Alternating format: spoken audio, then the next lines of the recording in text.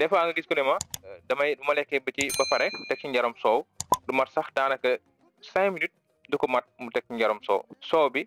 nga boole ko ak protéine bi par exemple ndawal wala jën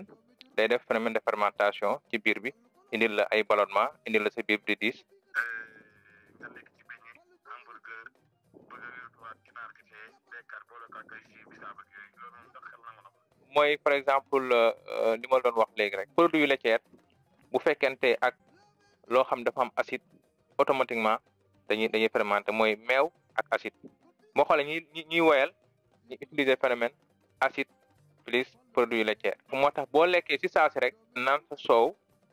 jël sa jus bisaab wala jus d'orange teg ci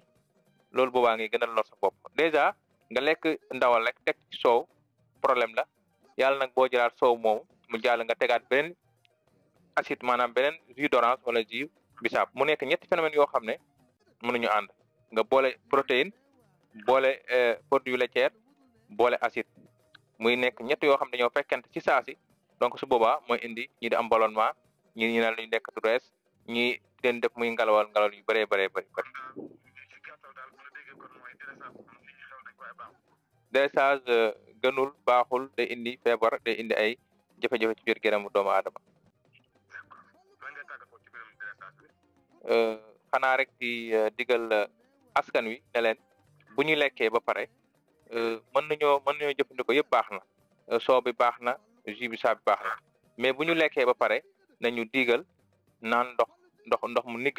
ndox moo xam ne dafa nigg buñ lekk sax bu ci digg bi di naan ndox mu sedd loolu li jafe-jafe la bu ñu lekkee nañu naan ndox moo xam ndox mu nigg bàyyi fii ak waxtu ñu doon jëfandikoo ay fruits mais bu fekkee da ngaa lekk justement rek teguñ sax juróom minute nga jël fruits teg si ay jus su boobaa aussi day indi ay phénomène de fermentation jaajëf Ndiaye merci beaucoup Ndiaye